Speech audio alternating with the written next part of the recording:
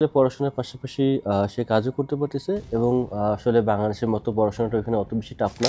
আসলে কি একটা স্টুডেন্টরা কি ইউকেতে যাওয়ার পর তার টিউশন ফিস কি ম্যানেজ করা সম্ভব? বাংলাদেশ থেকে যদি একটা সার্টেন অ্যামাউন্ট অফ মানি যদি সে পেমেন্ট করে যায়, বাকিটা কি সেখানে কি আর্ন করে দেওয়া সম্ভব কিনা?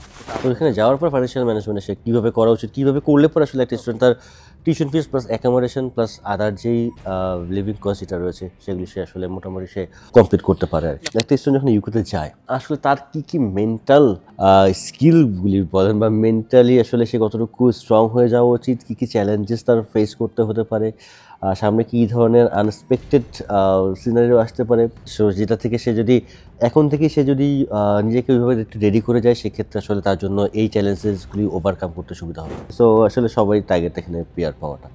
সো আসলে এই পিআর পাওয়া কি আসলে ইকুয়েতে পসিবল? সবাই তো বলে আসলে ইকুয়েতে পিআর পাওয়া পসিবল না। সো আপনি আসলে আপনার এই 2 বছর 2.5 বছরের লাইফে আসলে আপনি কতটুকু বুঝলেন আসলে এখানে পিআর পাওয়া যেতে পারে, বা থাকলে পরে কী কী অপরচুনিটিসগুলি রয়েছে, বা কী কী ওয়েতে আসলে পিআর সম্ভব?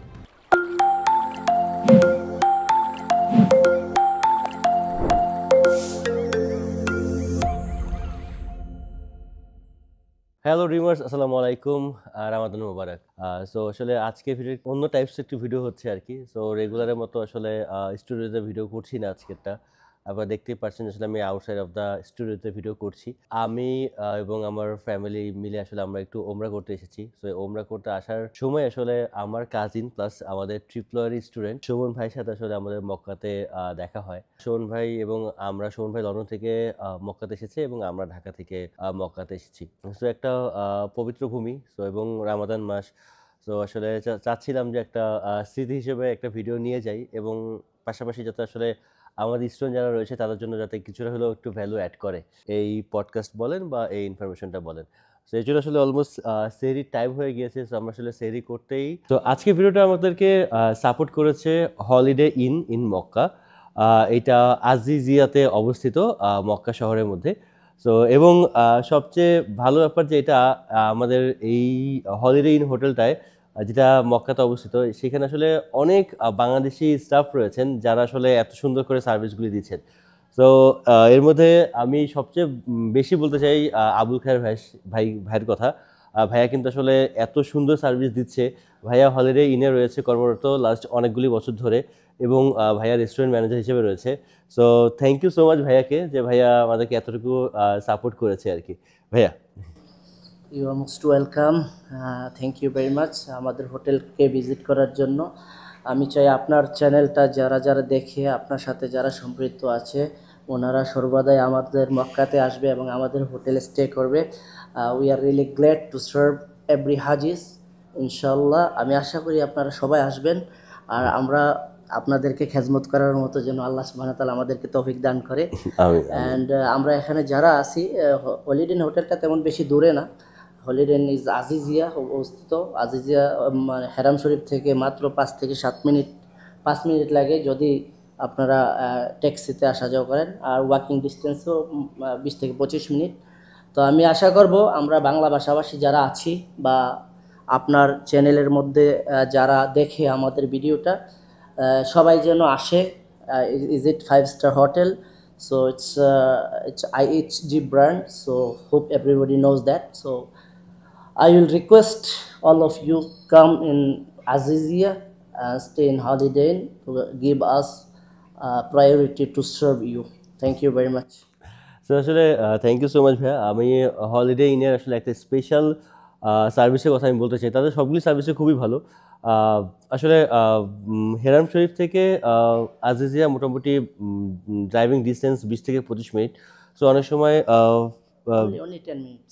10 মিনিটসের মতো। অনেক সময় হয় কি আসলে যারা ট্যাক্সিতে আসা যাওয়া করেন তাদের জন্য সময় ট্যাক্সি পাওয়াটা একটু ডিফিকাল্ট হয়ে যায়, কারণ রাস্তায় আসলে এই রামাদানের সময় বা মেইন হজের সময় কিন্তু আসলে রাস্তায় অনেক বড় একটা ট্রাফিক থাকে। সো এইখানে আসলে সবচেয়ে বড় সার্ভিসের ব্যাপার যেটা আসলে আমাকে যেটা অনেক বেশি প্লিজ করেছে, তাদের যে শাটেল বাস সার্ভিস যেটা। সো এখানে হাজিদেরকে তারা রেগুলার বেসিসে হাফ অ্যান আওয়ার পর পর তারা বাসে করে নিয়ে যাচ্ছে হারাম শরীফে, আবার সেখান থেকে আবার বাসে করে তারা আবার হোটেলে ব্যাক করাচ্ছে। সো আসলে এই জিনিসটা অনেক বেশি অ্যামেজিং ছিল আসলে আমার জন্য।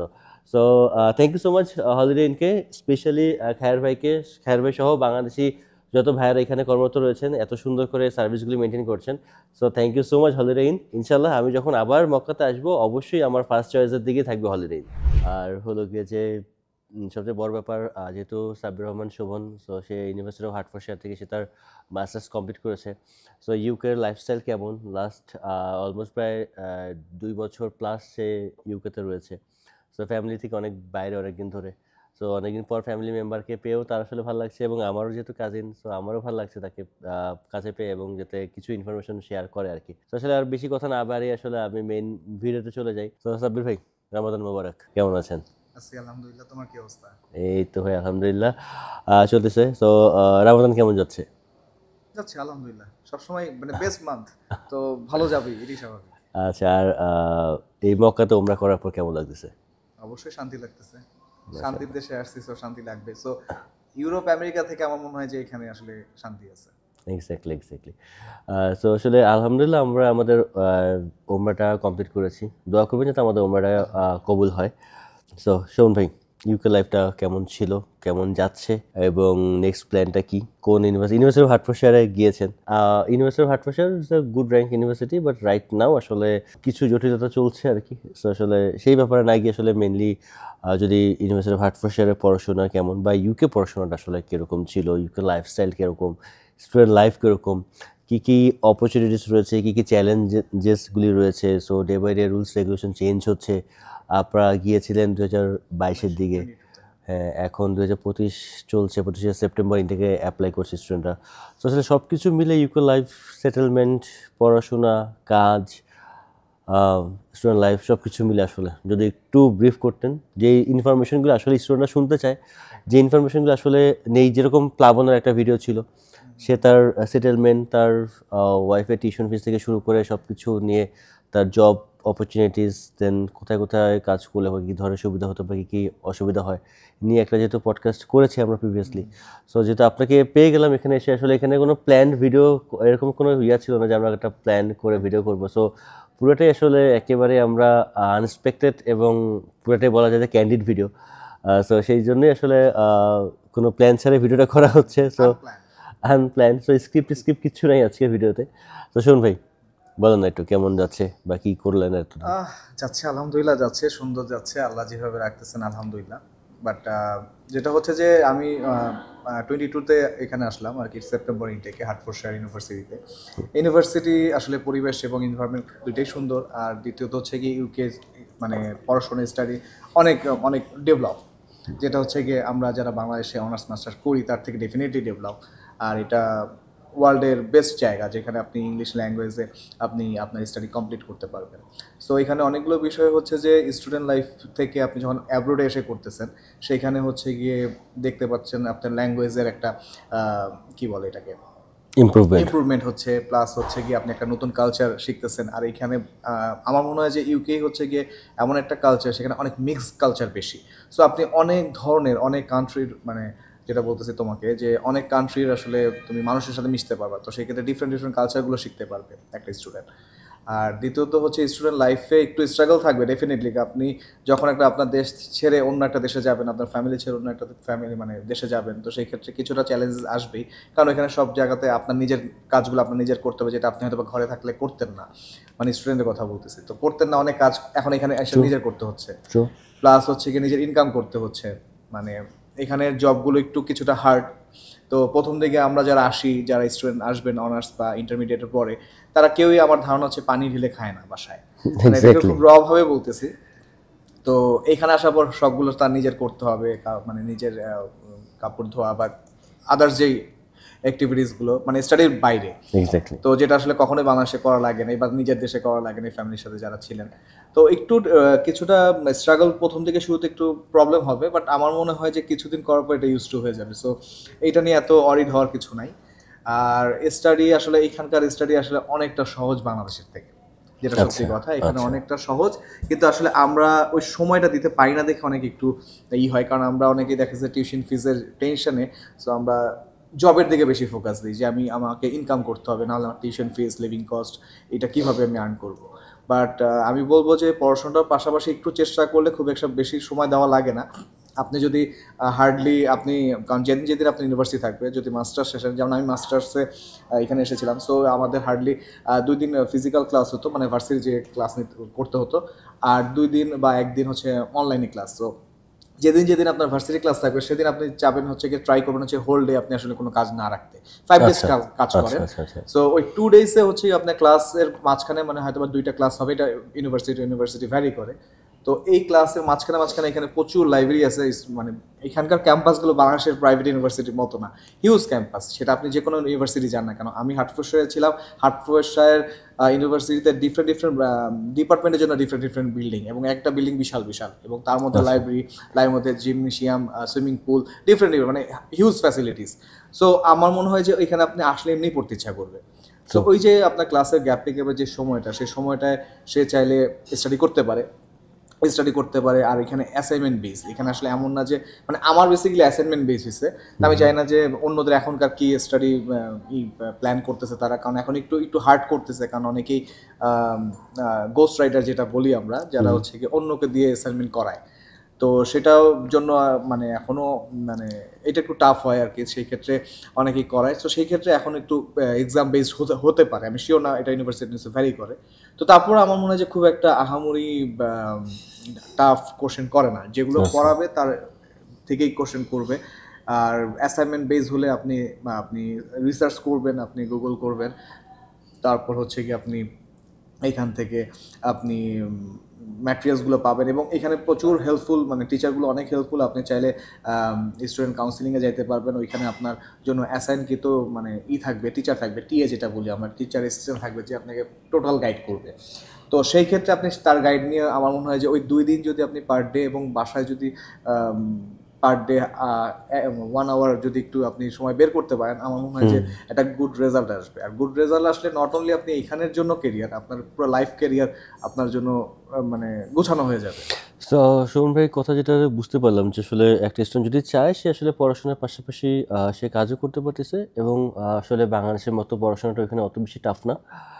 আর যেটা আসলে ভাই অনেক স্টুডেন্টের আসলে মেন কনসার্ন থাকে আসলে কি এই ইউকেতে যাওয়ার পর কি যারা মাস্টার্সে চায়, ব্যাচেলারের কথা বলছি না, ব্যাচেলার স্টুডেন্ট আসলে অনেকের পক্ষেই সম্ভব। যেরকম আমি তাসনিমের কথা একটা ভিডিওতে আমি বলেছিলাম যে তাসনিম ব্যাচেলার যাওয়ার পরও সে তার টিউশন ফিস সে আর্ন করতে পারছে। আসলে ডিপেন্ডস অন আসলে এটা স্টুডেন্ট আসলে সবার যে ক্যাপাবিলিটি, স্কিল থেকে শুরু করে এ টু জেড টাইম ম্যানেজমেন্ট সব যে একরকম হয় এরকম না। সো অনেকেই আসলে ব্যাচেলারে যারা যায় তারা আসলে টিউশন ফিস ম্যানেজ করতে পারে, অনেকেই আসলে বাসা থেকে সাপোর্ট না লাগে।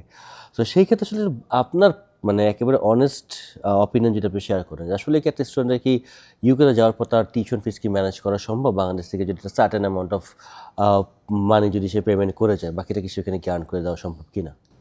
ডেফিনেটলি সম্ভব, কারণ হচ্ছে কি আপনি এখান থেকে, মানে একটা স্টুডেন্ট এখান থেকে বাংলাদেশ থেকে আসলে আমার মনে হয় যে 30% বা 40% পেমেন্ট করে আসে মিনিমাম মোটামুটি ধরলাম 50%। আপনি হার্টফোর্ডশায়ারে হয়তো বা 5,000 পাউন্ড পেমেন্ট করলে পরে ক্যাসলাটা দিয়ে দিচ্ছে, বাট ম্যাক্সিমাম ইউনিভার্সিটি কিন্তু মিনিমাম আপনাকে 50% পেমেন্ট করা লাগে, এর কম কিন্তু আসলে পেমেন্ট করা আসলে আমার মনে হয় যে আসলে এটা লজিক্যাল হয় না। কারণ কিছু ইউনিভার্সিটি রয়েছে, যেরকম ইউনিভার্সিটি অফ এসেক্স, আপনাকে 4,000 পাউন্ড পেমেন্ট করলে পরে আপনাকে ক্যাসলাটা দিয়ে দিচ্ছে, বাট টিউশন ফিস কিন্তু after scholarship, main tuition fees কিন্তু অলমোস্ট প্রায় 21 থেকে 22,000 পাউন্ড, তারা 5,000 পাউন্ড স্কলারশিপ দিচ্ছে। সো আফটার স্কলারশিপ সেটা 17,000 পাউন্ডের মতো। সো একটা স্টুডেন্ট যদি তার 17,000 17,500 পাউন্ডের টিউশন ফিস, সেটা যদি বাংলাদেশ থেকে আমাদের 4,000 পাউন্ড দিয়ে যায়, তার কিন্তু রিমেইনিং টিউশন ফিস থাকে 13,000 পাউন্ড। সো এই 13,000 পাউন্ড কিন্তু উইদিন 6, 7, 8 মান্থসের মধ্যে কমপ্লিট করে মাস্টার্সের জন্য।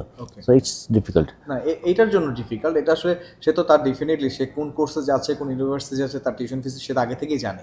তো সেইভাবে যদি সে ফাইন্যান্সিয়াল প্ল্যানিংগুলো করে, মানে কিভাবে কোথায় কি খরচগুলো হবে, কারণ তার তো শুধু মানে টিউশন ফিস না, সে তার প্লেন ফেয়ার, আদার খরচ, শপিং আছে কিছু, তো সব কিছু মিলে তার একটা হিউজ খরচ যাবে ইনস্ট্যান্ট, মানে ফার্স্ট টাইম। তো সেই ক্ষেত্রে তাকে যদি একটু গুড ফিনান্সিয়াল ম্যানেজমেন্ট না করতে পারে, তাহলে তার জন্য একটু tough। তো এখানে যাওয়ার পর ফাইন্যান্সিয়াল ম্যানেজমেন্ট সে কীভাবে করা উচিত, কীভাবে করলে পরে আসলে একটা স্টুডেন্ট তার tuition fees plus accommodation plus other যেই লিভিং কস্ট যেটা রয়েছে সেগুলি সে আসলে মোটামুটি সে কমপ্লিট করতে পারে আর কি। না, যদি ইউনিভার্সিটি মাস্টার্সের জন্য 1 ইয়ার্স বা 2 ইয়ার্সের মতো বা 18 মান্থসের জন্য যেসব কোর্সগুলো, সেগুলো তো যদি আপনার ম্যাক্সিমাম আমি বলবো যে হচ্ছে গিয়ে 14,000 বা 15,000 মোরালে যদি হয়, আপনি যদি ইনস্টলমেন্ট পান তো বেটার, আর যদি নাও পান তাও 2টা ইনস্টলমেন্ট এমনিই দেয়। এটা যে সময় হার্ডওয়্যার, যেমন হার্ড স্যার আমাকে 2টা ইনস্টলমেন্ট দিছে। সো সেই ক্ষেত্রে যেটা হচ্ছে যে আমার মনে হয় যে উঠানো পসিবল যদি আপনি। So, এই দুটো ইনস্ট্রুমেন্ট কত মাস পর পর? আমার ক্ষেত্রে তো আমি ল্যান্ড করার সাথে সাথে আমার কাছে তারা মেইল দিয়ে দিচ্ছে যে আমাকে পেমেন্ট করতে হবে। তো ওই সময় আসলে তাদের যে ছিল আপনার ওই কি বলে এটাকে কস্ট লেটার যে কন্ডিশন ছিল সেখানে আসলে তারা যে টাইম ডিউরেশন দিয়েছিল সেই ডিউরেশনের মধ্যে তারা ওইটা পড়েনি। তখন আমরা স্টুডেন্টরা আমরা ক্লেম করছি হচ্ছে যে এটা তো আপনার এই টার্মস কন্ডিশনের মধ্যে পড়েনি, তখন তারা এটাকে উইথড্র করে তাদের মতো করে যেটা দিয়ে আমরা আসছি হ্যাঁ সে ফ্লেক্সিবল করে দিচ্ছে। বাট অনেক ক্ষেত্রে আসলে ডিফারেন্ট ইউনিভার্সিটি লং ইনস্টলমেন্ট দেয়। তো যেমন সাউথ ওয়েস্ট কিন্তু 7টা 8টা পর্যন্ত ইনস্টলমেন্ট দিচ্ছে। তো সেই ক্ষেত্রে আমার মনে হয় যে যদি শুরুতে এসে জব স্টার্ট করে দেওয়া যায়, যদি কি রেফারেন্সে হয় বা নিজে যদি হয়, কারণ আমি জানি যে এখন জবের অতটা প্রবলেম না, পাওয়া যায় জব, কারণ এখন রিসেন্টলি স্টুডেন্ট একটু কম আসতেছে। সো জবের ক্রাইসিস নাই। আর সবচেয়ে ভালো হয় যে যদি আপনি লন্ডনের বাইরে কোথাও জব পান, যেমন আমাদের কাজিন, তো ও তো বেসিক্যালি হচ্ছে কি একটু লন্ডনের বাইরে গেছে। তো ওইখানে আপনি যদি লিভিং কস্টটা আপনার না লাগে, লন্ডনে আসলে বা ইউকেতে আসলে বড় কস্টটা যায় হচ্ছে লিভিং কস্টে। যদি আপনি ওইখানে আপনি সেভ করতে পারেন, খাওয়াতে আসলে খুব একটা খাওয়া দাওয়ার জন্য খুব একটা খরচ হয় না একজন মানুষের জন্য। আর যদি সে কোনো কারণে প্রথম দিকে স্টার্টিংয়ে যদি কোনো রেস্টুরেন্টে জব করে, তো সেই ক্ষেত্রে তার আসলে খাবার খরচটা অনেকটা কমে আসে। তো সেই ক্ষেত্রে আসলে ওই খরচটা হচ্ছে লিভিং কস্ট। যদি আপনি লিভিং কস্ট সহ যদি আপনি কোনো একটা রেস্টুরেন্ট বা কোথাও যদি জবের সুযোগ পায়, তো সেই ক্ষেত্রে তার জন্য ইজি হয়ে যায়। আর আমার মনে হয় যে 6 মান্থ 8 মান্থের মধ্যে আসলে ইনস্টলমেন্ট দিয়ে দেওয়া যায়, যদি সে শুরু থেকে একটা এনআই জব পাশাপাশি যদি একটা জব ম্যানেজ করতে পারে, সেকেন্ড জব আর কি। আচ্ছা আচ্ছা, ওকে, গ্রেট। সো আসলে সেকেন্ড জব বলতে আসলে ভাই হয়তো বা ডিরেক্টলি বলতে চাচ্ছে না। সো আপনারা বুঝে নিন আসলে সেকেন্ড জবটা কোন ধরনের জব। সো অনেকেই আসলে এনআই জবের পাশাপাশি আরও কিছু এক্সট্রা কাজ করে থাকে, বা অনেক আসলে এনআই জবটা অনেকের এরকম হয় যে আসলে হয়তো বা মোর দেন মিনিমাম ওয়েজেস থেকে অনেক বেশি থাকে। তো সেক্ষেত্রে আসলে তাদের জন্য কিন্তু এনআই জব দিয়েও কিন্তু তাদের পেমেন্টটা কমপ্লিট করা যায়। যেমন ওয়্যার হাউসগুলো, অ্যামাজনের ওয়্যার হাউসগুলো আপনার তোমার হচ্ছে গিয়ে অলমোস্ট 14 পার আওয়ার, 14 পাউন্ড বা 15 পাউন্ড, অনেক সময় ওভারনাইট গেলে দেখা গেছে যে 18 পাউন্ড হয়। যেমন কেয়ার হোমে অনেকে ওভারটাইমগুলোতে 18 পাউন্ড পায়, ওভারটাইমগুলোতে বা উইকেন্ডগুলোতে বা হলিডেগুলোতে। তো সেই ক্ষেত্রে এইসব কিছু কিছু জব আছে যে জবে আসলে পেমেন্টগুলো একটু ভালো হয়। ওকে, তো সেক্ষেত্রে কি আসলে যে স্টুডেন্টগুলি সেপ্টেম্বর থেকে যাচ্ছে, যে স্টুডেন্টগুলি জানুয়ারি থেকে যাচ্ছে, সো বা মে থেকে যাচ্ছে, সো আসলে কোন ইনটেকটা আসলে তাদের জন্য সুইটেবল হতে পারে, যেটা আসলে যাওয়ার পরে যেই সামার ভ্যাকেশন বা ক্রিসমাস বা স্টার সানডে এই ভ্যাকেশনগুলো ইউটিলাইজ করা যেতে পারে? মাস্টার্সে আসলে ছুটি কম থাকে, যেটা সত্যি কথা। যেমন আমি সেপ্টেম্বরে আসছি, সো আমার ক্ষেত্রে একটু টাফ হয়ে গেছে, কারণ আমি আসলে স্টার যেটা হয়, যেটা মার্চে এপ্রিলে, তো ওই ছুটিটা আমি আসলে পাইনি। তো বাট সামার পেয়েছেন পুরোটা? হ্যাঁ, সামারটা পাইছি। আমি পাইছিলাম হচ্ছে টোটাল 18 ডেজ। সো অনেকের ক্ষেত্রে একটু বেশি হয়। আমার আসলে সেপ্টেম্বরের কোর্সটা মেবি শর্ট কোর্স ছিল, সেই ক্ষেত্রে আমি আসলে সময় পাইনি। বাট যদি জানুয়ারি ইনটেক আসা যায় তাহলে হয়তো একটু সময় পাওয়া যায়, কারণ তখন প্রায় অলমোস্ট 2টা ছুটি একসাথে পাওয়া যায়, মানে star Sunday, maybe star Sunday না বা কিছু একটা, আর একটা হচ্ছে গিয়ে আপনি সামারে মাত্র 18 দিন ছুটি পেয়েছিলেন? হ্যাঁ টোটাল 18 দিনের মতো, কারণ এরপরে আমার এক্সাম ছিল আর কি। 18 দিন বা 22 ডেজ লাইক এরকম মনে নাই এক্স্যাক্টলি। বাট ওই 1 মাস 2 মাস পাইনি। তো এই হচ্ছে কি এই অবস্থা। বাট ওই সময় ফুল টাইম রাইট থাকে, ওই সময় চাইলে সে 40 আওয়ার্স, 50 আওয়ার্স, 60 আওয়ার্স, এর কোনো লিমিট নাই। এমনিতে স্টুডেন্টের সময় হচ্ছে কি 20 আওয়ার্স, এরপরে বাকি সময়টা মানে ওই ছুটিগুলো তুই হলিডে। ক্রিসমাসের সময় কতদিন ছুটি পেয়েছিলেন? ক্রিসমাসেই আমি বলতেছি, আমি ছুটি আসলে একটাই পেয়েছি পুরো। সামারে? সামারে আমি তো পাইনি, কারণ আমার তো হচ্ছে গিয়ে 1 বছর পরে আমি সেপ্টেম্বর শুরু করছি, তো সেপ্টেম্বরের সাথে সাথে আমার ক্রিসমাসের ছুটি পড়ছে। ওকে, তারপরে হচ্ছে গিয়ে আমার আরেকটা ছুটি ছিল, ওইটা মনে হয় 15 দিন পেয়েছি। একটা সামারে পাইছি, হ্যাঁ 15 দিন পাইছি, কিন্তু ওই সময়টা আমার টার্ম ছিল, মানে টার্ম বলতে হচ্ছে কি আমার এরপরেই হচ্ছে কি আমার ছিল আর কি, যে অ্যাসাইনমেন্ট সাবমিশন, মানে হচ্ছে কি আমার রিপোর্ট থিসিস। তো ওই থিসিসের কাজের জন্য আসলে আমাকে এখানে ফোকাস হইতেছে। সো সেই ক্ষেত্রে আমি আচ্ছা, সেটা এটা সাবজেক্ট টু সাবজেক্ট ভ্যারি করে আসলে। সাবজেক্ট টু সাবজেক্ট আপনার ছুটিটা কতদিন পাচ্ছেন, বা এটা ইউনিভার্সিটি ডিপেন্ড করে। বাট ম্যাক্সিমাম ক্ষেত্রে আসলে আমরা দেখতে পাই যে আসলে সামারের সময় একটা স্টুডেন্ট ভালো একটা হেলদি একটা টাইম পায়, যেই সময়ের মধ্যে একটা স্টুডেন্ট যাতে মোটামুটি ইনকাম করতে পারে টিউশন ফিস প্লাস অ্যাকোমোডেশন আর কস্টিংটা। না, আমি যেটা বলবো হচ্ছে যে আমার ব্যাচে বা আমি যখন আসছি তখন আমার ব্যাচে যারা আসছেন মোরালেস, যারা স্টাডি কমপ্লিট করছে বা কমপ্লিট করেছিল ওই সময়, তো তারা আমি দেখি যে তারা নিজেদের টিউশন ফিস নিজেরাই আর্ন করছে। ওই মোরালেস 5,000 7,000 যে যার মতো করে পোর্শনে দিয়ে আসছে, বাকি টাকা তারা নিজেরা আর্ন করছে এখানে এসে, এবং লিভিং কস্ট বা সব খরচ বিয়ার করার পরও সে টিউশন ফিস দিতে পারছে। সো আমার মনে হয় যে একটু যদি কেয়ারফুল থাকে সবকিছু, যদি মানে যদি থাকে না যে অনেকে শপিং বেশি করে, তার ওগুলো একটু একটু কমায় নিয়ে আসতে হবে কিছু সার্টেন টাইমে। আচ্ছা আচ্ছা, হ্যাঁ হ্যাঁ। এটাই আর কি। তো আমার মনে হয় ম্যানেজ করা যায়, possible। যেহেতু আপনি পেরেছেন মাত্র 5,000 পাউন্ড পেমেন্ট করে গিয়ে যাওয়ার পরেও, কারণ আমার তার পুরো টিউশন 9,000 প্লাস আমার পরে করতে হয়েছে। টিউশন ফিস কত ছিল আপনার টিউশন? আমার ছিল হচ্ছে গিয়ে 14,750। এটা আফটার ডিসকাউন্ট, মানে আর্লি পেমেন্টের কারণে আমি একটা 1,000 ওয়েভার পেয়েছিলাম, তো সেটা হলো 13,750। তো 5,000 আমি দিয়ে গেছি, আর 9,750 আমার ডিউ ছিল আর কি। ওকে ওকে। সেটা আমার প্রথম আসার 3 মাসের মধ্যে, মানে আমি সেপ্টেম্বরে আসছি, আমাকে জানুয়ারিতে একটা ইনস্টলমেন্ট দেওয়া লাগছে, আর আরেকটা দেওয়া লাগছে হচ্ছে কি আপনার তোমার হচ্ছে মে এপ্রিলের দিকে, মানে 3 মাসের একটা মানে একটা। সো আসলে আপনারা সাপোর্টটা আর্ন করে দিয়েছেন নাকি বাংলাদেশ থেকে সাপোর্ট নিয়েছেন? আমি এখান থেকেই আর্ন করে দিচ্ছি আর কি। মানে ইকো থেকে আর্ন করে আপনি পেমেন্ট করতে পারছেন। তো আসলে এই মিনিমাম ভ্যাকেশন থাকার পরেও সে তার আসলে এনএ জব দিয়ে সে আর্ন করে সে তার টিউশন ফিস পেমেন্ট করতে পেরেছে। সো আসলে ইটস ভেরি মাচ পসিবল যে আপনি আপনার টিউশন ফিস চাইলে পরে সম্ভব। আসলে depends on student, depends on the আসলে। ওই সময়টা একটু টাফ থাকে, কারণ ওই সময়টা আসলে আপনাকে ওই একটু হার্ড পরিশ্রম করতে হবে আর কি। কারণ ওই সময়ের অল্প সময়ের মধ্যে অনেকগুলো টাকা, তো সেই ক্ষেত্রে একটু ওই ভ্যাকেশনগুলো প্রপার ইউজ করা, আগের থেকে ভ্যাকেশনগুলো আসার আগেই যাতে আমি ওই লং শিপ পাই বা আমি বেশি আওয়ার করতে পারি, এরকম একটা জব, সুইটেবল জব ম্যানেজ করা। না হলে ওই ছুটি আসবে, দেন জব খুঁজবে, দেন তখন খুঁজতে খুঁজতে অনেক সময় চলে যাবে। এই কারণে আগের থেকে যদি একটা প্রপার জবে চলে যাওয়া যায়, সেই জবের ম্যানেজারকে বলে রাখা যে ভাই আমার অমুক দিন থেকে ছুটি শুরু হবে, আমাকে ওই সময় কিন্তু ফুল টাইম দিতে হবে, যতটা দিতে পারো। আর ওই সময় একটু যদি আপনি হার্ডওয়ার্ক করেন, আমার মনে হয় ওই সময় একটা ম্যাক্সিমাম ও ফাইন্যান্সিয়াল ব্যাকআপ উঠায় নিয়ে আসতে পারবে। ওকে। সো আসলে নতুন গভর্নমেন্ট আসছে, নতুন গভর্নমেন্ট আসলে আসলে খ্রিস্টানের জন্য কি সুবিধা হলো নাকি অসুবিধা হলো আর কি? ডেফিনেটলি একটু তো সমস্যা হবে, কারণ নতুন সরকার এসেই ফার্স্টে এই ইমিগ্রেশনেই হাত দেয় আর কি, কাজটা শুরু করে। কারণ আলটিমেটলি সবাই চায় হচ্ছে গিয়ে যে তাদের যে লোকাল পিপল যাতে বেনিফিটেড হয়। যখন ইমিগ্রেন্ট বাড়ে তখন দেখা গেছে তাদের ফ্যাসিলিটিসগুলো কমা শুরু করে। তো সবাই চায় হচ্ছে গিয়ে যে আমার ইমিগ্রেন্ট যারা লোকাল আছে তাদেরকে আসলে বেনিফিটেড করা। তো সেই ক্ষেত্রে প্রথম দিকে একটু সব সরকারি, যে কোনো সরকারি, বাট এইবার যে সরকার ছিল সেই সরকার আসলে ইমিগ্রেন্টদের পক্ষে ছিল, বাট ওই শুরুতে আসলে দেখানোর জন্য আর কি কেয়ারার। তো এইটা হচ্ছে কনজারভেটিভ পার্টি, তো এই পার্টিগুলো আসলে ইসের ছিল, তো লেবার পার্টি। তো সেই ক্ষেত্রে হচ্ছে গিয়ে এরা প্রথম দিকে একটু টাইট দিচ্ছে, আমার মনে হয় যে এটা আবার ফ্লেক্সিবল হয়ে যাবে ইনশাআল্লাহ। ওকে। সো শুনুন ভাই, এখন যেটা আসলে মেইন একটা কনসার্নের ব্যাপার হয় থাকে আসলে, অনেক স্টুডেন্ট থাকে যে আসলে ভাই আমি লন্ডনের মধ্যে ইউনিভার্সিটিতে যাব নাকি লন্ডনের বাইরে ইউনিভার্সিটিতে যাব। সো এই দিক থেকে আসলে আপনি যেহেতু ইউনিভার্সিটি অফ হার্টফোর্ডশায়ার, এটা হার্টফিল্ডে এটা অবস্থিত, সেটা মনে হয় লন্ডন থেকে মোটামুটি কাছাকাছি আর কি। এটা হচ্ছে গ্রেটার লন্ডনের মধ্যে পড়ছে। এটা আমার সেন্ট্রাল লন্ডন থেকে, বা যদি আমি লন্ডন সিটি থেকে বলি, তাহলে সেখান থেকে আমার বাই ট্রেনে হচ্ছে গিয়ে অলমোস্ট 1.5 or like 1.45 মিনিটসের মতো লাগে আর কি বাই ট্রেনে। আচ্ছা আচ্ছা, 1-1.5 ঘন্টার মতো লাগে আর কি। সো তো একটা স্টুডেন্টের তার মোটামুটি 3 ঘন্টার মতো তার সময় লাগতেছে যাওয়া আসা মিলে। ওকে। সো আসলে আপনার কাছে কি মনে হয় আসলে লন্ডনের মধ্যে ইউনিভার্সিটিতে গেলে পর সুবিধা হয় স্টুডেন্টের, নাকি আসলে লন্ডনের বাইরে যদি কোনো ইউনিভার্সিটিতে যায় সেক্ষেত্রে আসলে একটা স্টুডেন্টের সুবিধা হয়? এটা তো আসলে আমি এক্স্যাক্টলি বলতে পারবো না, এটা ডিপেন্ড করতেছে অনেকগুলো ফ্যাক্টর কাজ করে। কারণ ওই স্টুডেন্ট আসলে কেমন বাজেট তার, কারণ সে তার বাজেট, কারণ লন্ডনে যতই আসবে ক্লোজার হবে তত বেশি কস্টিং বাড়বে, তার লিভিং কস্টও বাড়বে, তার ট্রান্সপোর্টেশন কস্টও বাড়বে। ট্রান্সপোর্টেশন হয়তো খুব একটা বাড়বে না, বাট তারপরেও তার লিভিং কস্টটা বেড়ে যাবে।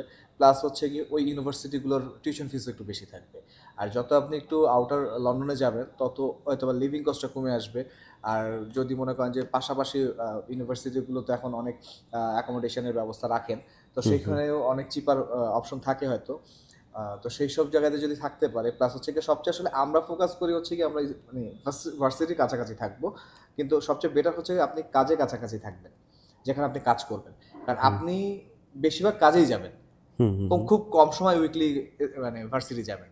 সো সবচেয়ে বেটার হয় ট্রান্সপোর্টেশনটা আপনার কাজের আশেপাশে হলে। আচ্ছা আচ্ছা আচ্ছা। সো এইটা অনেকে ভুল করে, অনেকে মনে করে যে আমি ভার্সিটির কাছে থাকলে আমার জন্য সুবিধা, কিন্তু আমি 2 ঘন্টা জার্নি করে আমি যাব কাজে। সো এটা পর সপ্তাহে 2 দিন?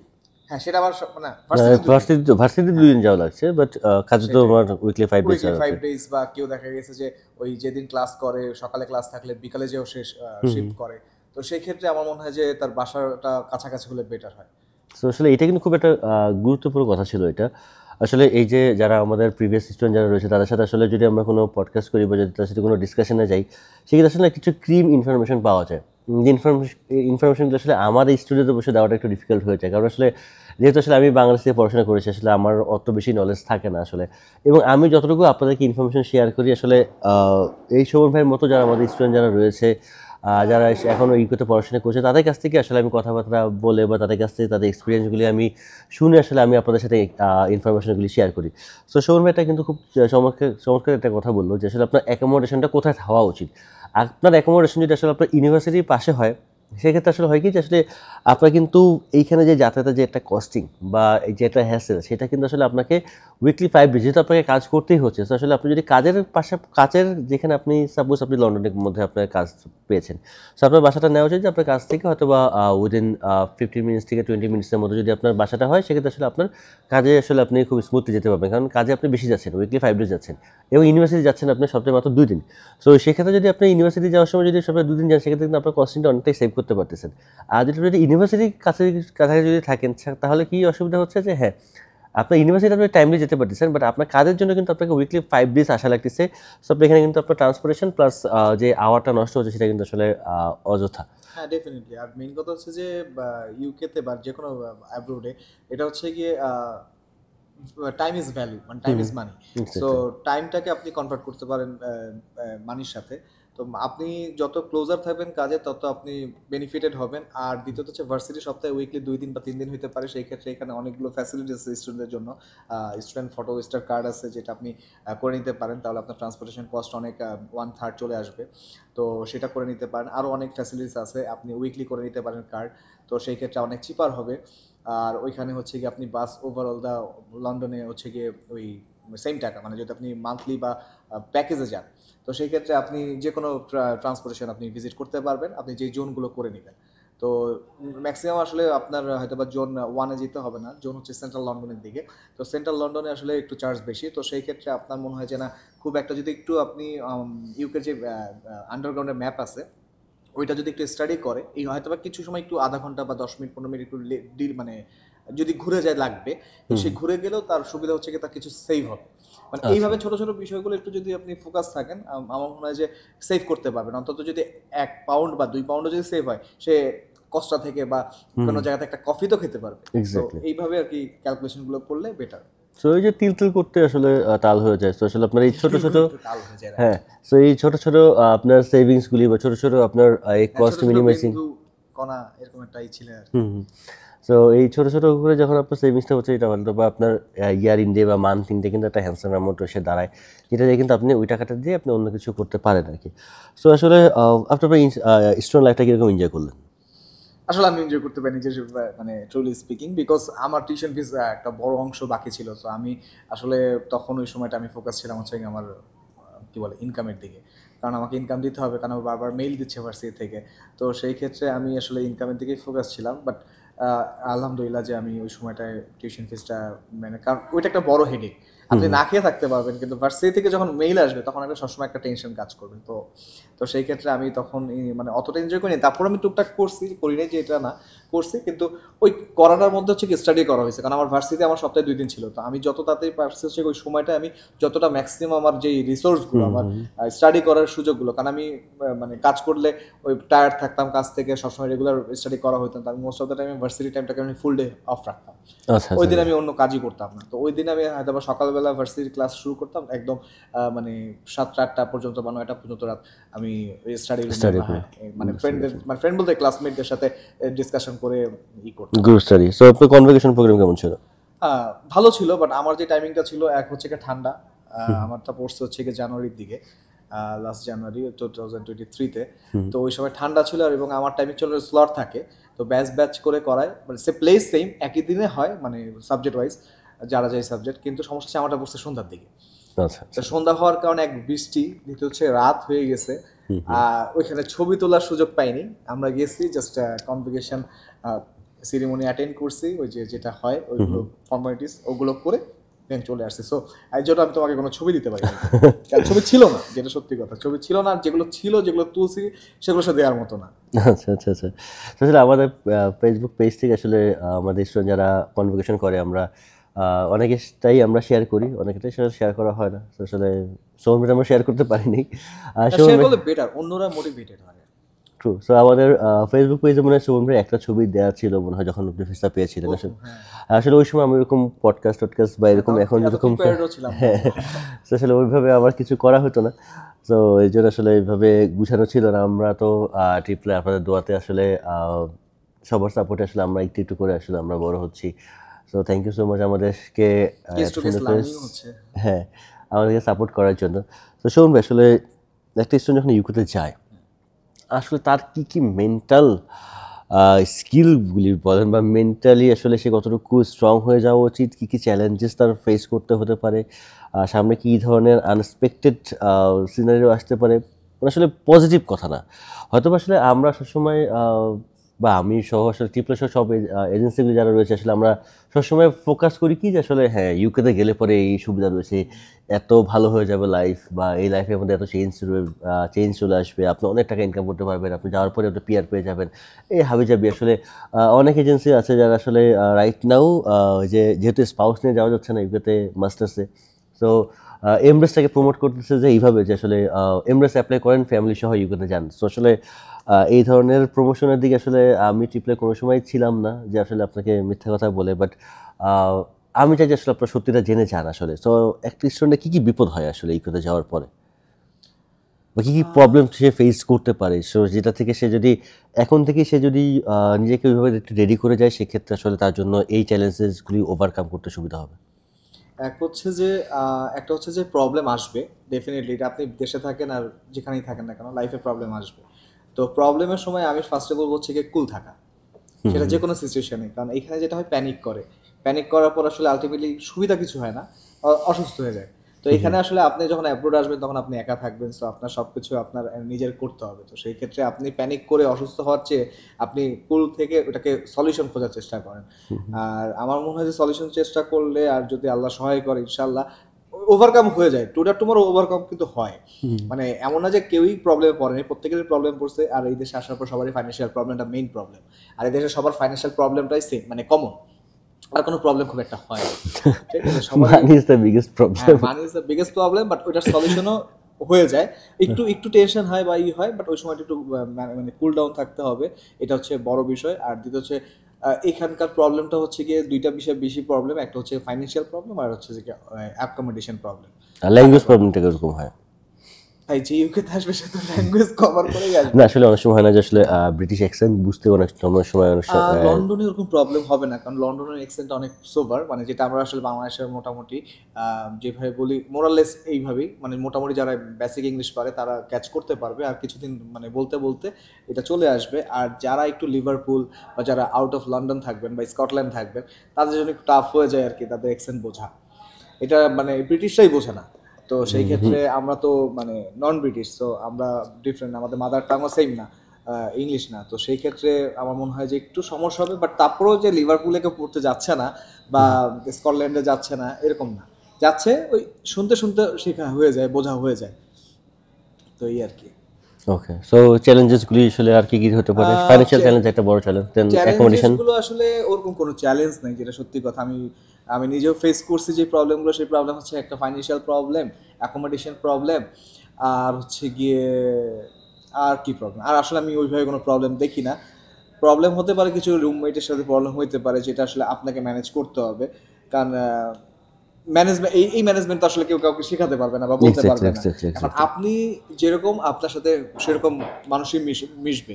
তো আপনাকে একটু ওপেন হতে হবে, ঠিক আছে? আপনাকেও সবসময় হেল্পফুল হইতে হবে। তো আমার মনে হয় যে আপনাকেও আপনি কোথাও না কোথা থেকে হেল্প পাবেন। আর দ্বিতীয়ত হচ্ছে যে একটু হেল্পফুল মানুষের কথা থাকা উচিত, মিনিমাম থাকা উচিত। কারণ আলটিমেটলি এখানে সবাই বাঙালি, আমরা সাপোর্ট দিচ্ছি বাঙালিকে বা বাংলাদেশিকে বা যে কোনো হিউম্যান বিংকে। বাট এখানে কিছু প্রবলেম আছে, কিছু স্ক্যামের শিকার হয় প্রথম দিকে। তো এগুলো থেকে একটু অ্যাভয়েড থাকতে হবে, কারণ কি অনেক ধরনের স্ক্যাম হতে পারে? যেমন হয় অনেক সময় ফোন দেয়, ফোন দিয়ে দেখবেন যে সারাদিন মানে ফোন দেয়, নর্মালি ফোন দেওয়ার পর হচ্ছে গিয়ে বিভিন্ন রকম অফার, বিভিন্ন রকম লটারির বিষয়গুলো শেয়ার করে। তখন অনেকে না বুঝে সেগুলো ওই যে করে, ব্যাংক ডিটেলস দিয়ে দেয়। তো সেখানে হয়তো বা কিছু লস হতে পারে, অনেক সময় হতে পারে জবের ক্ষেত্রে। আমি বলবো পার্সোনালি এনআই জবটা প্রেফার করব অন্য জবে না যাওয়ার জন্য, কারণ এনআই জবে হচ্ছে কি আপনি শিওর শট আপনি আপনার জবের পেমেন্টটা পাবেন এন্ড অফ দ্য মান্থ আর উইকলি, যেটাই আপনার সাথে যে ওদের কন্ডিশন হয়েছে। বাট একটু যদি আপনি মানে ক্যাশ ইন হ্যান্ডে যান, তো সেই ক্ষেত্রে অনেক সময় এশিয়ানস যে আমাদের কমিউনিটি, পাকিস্তান, ইন্ডিয়া, বাংলাদেশ, এদের যে কমিউনিটি, এদের একটু স্যালারিতে নিয়ে একটু প্রবলেম করতে পারে, বা সেটা ক্লিয়ার হওয়ার ভালো, আগে থেকে ক্লিয়ার হওয়ার ভালো। আর যখন দেখতেছেন যে আপনি ফার্স্ট উইক, সেকেন্ড উইক যেটা আপনার সাথে পেমেন্টেড কন্ডিশন ছিল, ওইটা ফার্স্ট মান্থ বা ফার্স্ট উইক দিচ্ছে না, আমার মনে হয় খুব কুইকলি এখান থেকে মুভ হয়ে যাওয়া বেটার, কারণ যত আপনি লেন্দি করবেন তত বেশি আপনার লসের পরিমাণ বাড়বে।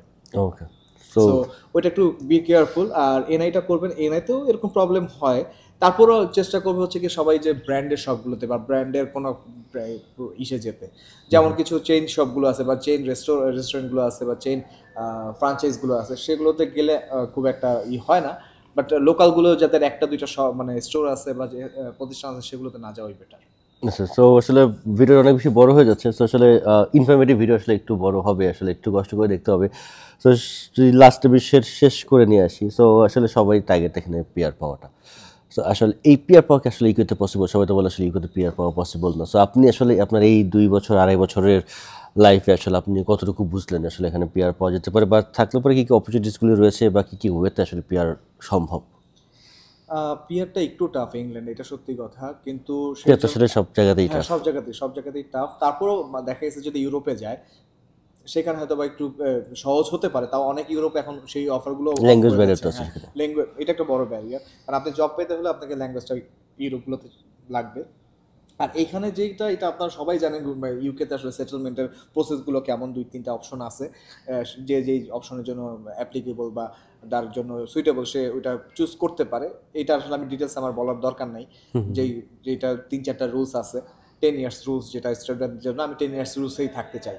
তো এই 10 ইয়ার রুলসে যারা ব্যাচেলার আসবে তাদের জন্য একটু সুবিধা, কারণ তারা একটা লং টাইম পড়াশোনা স্টাডি করার সুযোগ পাবে, কিন্তু এখানে একটু হিউজ ইনভেস্টমেন্টের ব্যাপার আছে, কারণ তাকে 10 ইয়ার্স আপনাকে লিগাল ভিসাতে স্টুডেন্ট ভিসা থাকতে হবে। তো স্টুডেন্ট ভিসা থাকতে হলে আপনাকে 1 by 1 স্টাডি কমপ্লিট করতে হবে, লাইক আপনি অনার্সে আসছেন বা মাস্টার্সে, এই ব্যাচেলারে আসছেন, ব্যাচেলারের পরে আপনাকে আবার হচ্ছে গিয়ে মাস্টার্সে ভর্তি হতে হবে, হয়তো মাস্টার্সে ভর্তি হওয়ার পর 2 ইয়ার্সে, মানে যত ম্যাক্সিমাম বড় কোর্সে যাওয়া যায়, তাতে আপনাকে সময়টা আপনি করতে পারবেন। তো আবার ডাবল মাস্টার্সে যাবেন, তারপর পিএইচডিতে যাবেন, আবার মাঝখানে আবার 2 ইয়ার্সের একটা পিএসডাব্লিউ থাকবে।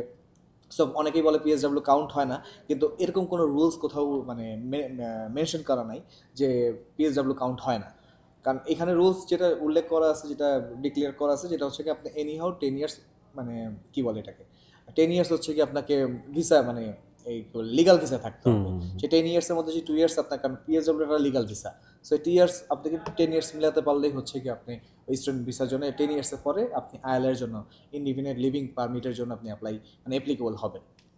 সো এটা হচ্ছে কি স্টুডেন্ট ভিসার জন্য। আর যারা এর মধ্যে ইন দ্য মিন টাইম যদি মানে স্কিল জবের মধ্যে সুইচ করতে চায়, মানে এখনকার নিয়ম হচ্ছে কি আপনাকে স্টাডি আসলে করতেই হবে, সেটা আপনি 1 ইয়ার্স কোর্সে আসেন বা 2 ইয়ার্সের কোর্সে আসেন বা মাস্টার্সে আসেন বা ব্যাচেলারে আসেন, বাট আপনি যে কোর্সে আসবেন সেই কোর্স শুরু থেকে শেষ পর্যন্ত কমপ্লিট, এবং সেটাকে অবশ্যই পাস করতে হবে, মিনিমাম পাস করতে হবে, মিনিমাম পাস করতে হবে। দেন আপনি ইন দ্য মিন টাইম যদি কোনো একটা কোম্পানির কাছ থেকে স্কিল ভিসা নিতে পারেন, বা আপনি যেখানে জব করতেন তারা আপনাকে অফার করলো, বা আপনি আপনার স্টাডি শেষে আপনি সিভি ড্রপ করে আপনি জব করলেন, যারা আপনাকে মানে স্কিল ভিসার জন্য মানে সিলেক্ট করবে, সেই ক্ষেত্রে আপনাকে 5 ইয়ার্স যদি আপনি ওই ভিসাতে থাকতে পারেন, আফটার 5 ইয়ার্স আপনি হচ্ছে গিয়ে পিআরের জন্য, মানে পিআর না তো আইএলআর জন্য অ্যাপ্লাই করতে পারবেন। সো আইএলআর মিনস আসলে আমরা তো শুনে বললো যে ইনডিফিনিট লিভ টু রিমেইন।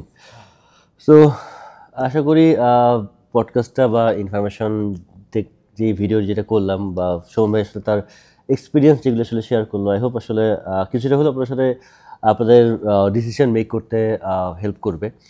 আর শোন ভাই, তো কবে ব্যাক করছে লন্ডনে?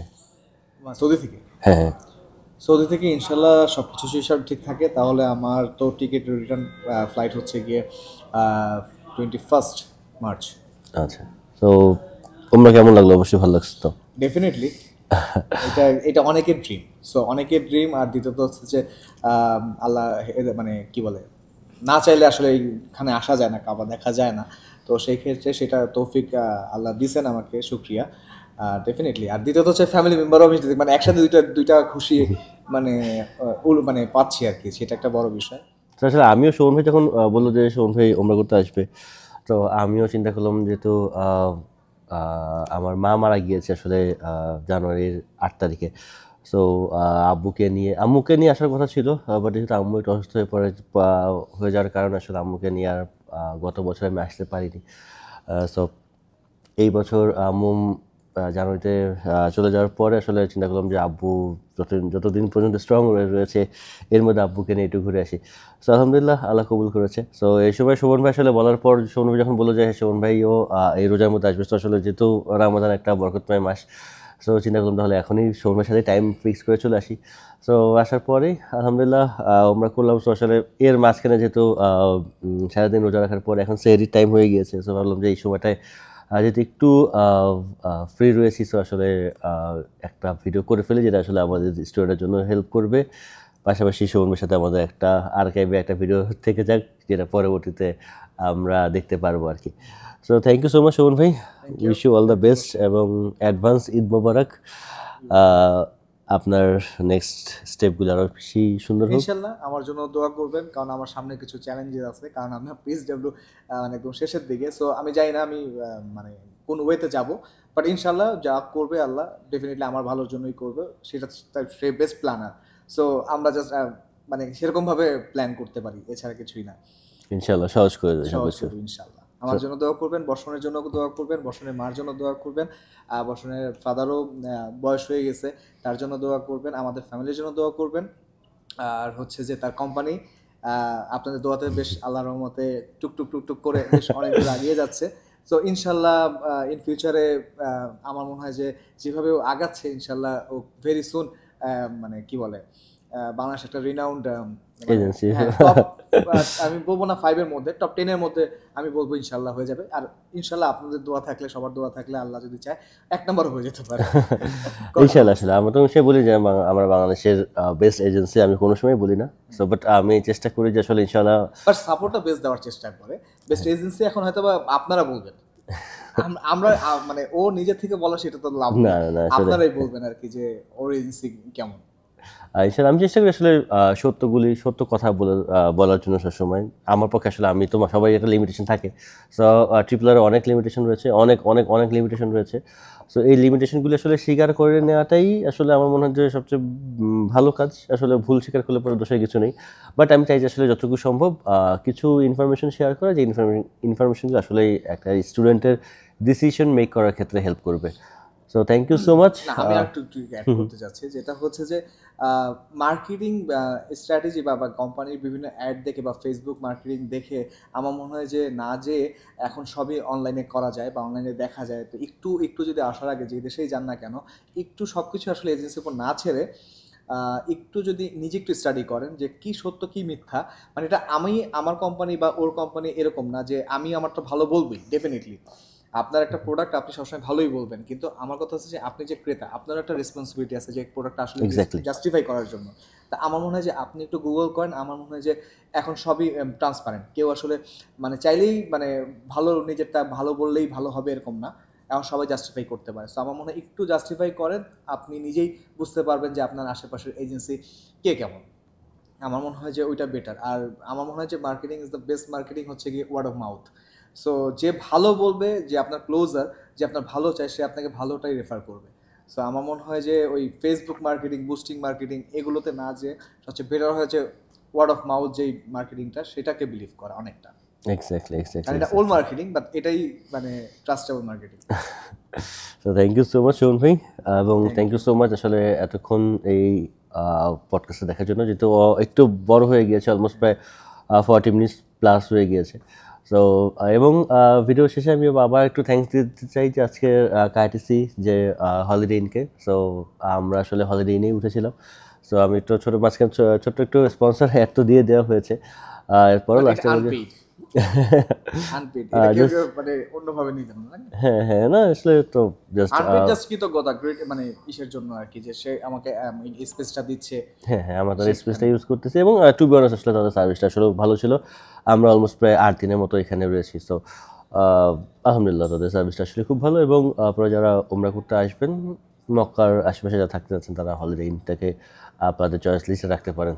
So thank you so much video দেখার জন্য। সো পরবর্তী ভিডিও নিয়ে ইনশাল্লাহ বাংলাদেশে বসে ইনশাল্লাহ আমরা আবার কথা বলবো। Thank you so much.